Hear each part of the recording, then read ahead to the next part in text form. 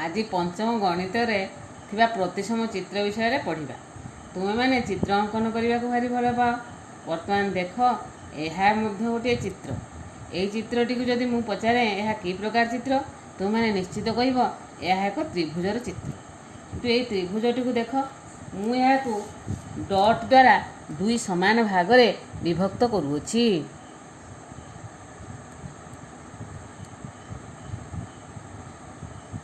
देख यार मझिरे डट करी मुझे चित्रटी को दुईटी समान भाग में विभक्त कली। दुई भाग जाक समान देखा जाउछि एवं ए गारर गोटे पटरे थिबा चित्र को अन्य पट उपरे पकाइले चित्र दुईटी संपूर्ण रूपे मिसी जाउछि। एही प्रकार चित्र को आमे प्रतिसम चित्र कहिबा। एवं जेउ डट द्वारा बा जेउ गार द्वारा आमे याकु दुई समान भाग में विभक्त कले ताहाकु प्रतिसम अक्ष कुहाଯାଏ। वर्तमान चित्र दुई को देख। वर्तमान चित्र दुई को लक्ष्य कर। यह एक गुड़ीर चित्र। यह प्रतिसम अक्ष द्वारा दुई समान भाग में विभक्त करा जाइछि। तेणु यह एक प्रतिसम चित्र एवं यार जो अक्ष द्वारा यह दुई समान भाग में विभक्त होइछि ताहाकु प्रतिसम अक्ष कुहाଯାଏ। चित्र तीन को लक्ष्य कर। यह एक गछर चित्र। यह प्रतिसम अक्ष द्वारा दुई समान भाग में विभक्त करा जाइछि। यह होछि यार प्रतिसम अक्ष एवं यही चित्रटी होछि प्रतिसम चित्र। तेणु तुम प्रतिसम चित्र कौन जानिल, प्रतिसम अक्ष कौन जानिल।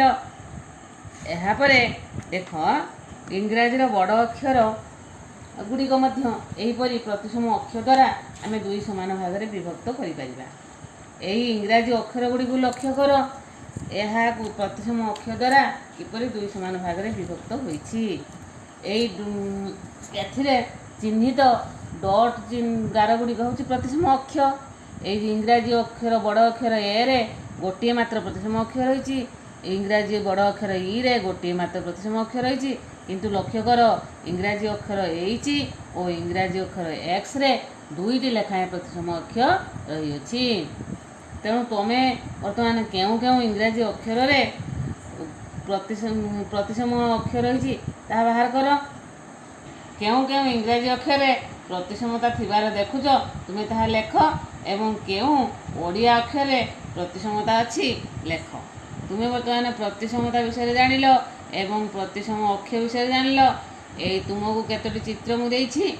एई चित्र गुड़िकरे प्रतिसम अक्ष तुम्हें अंकन कर।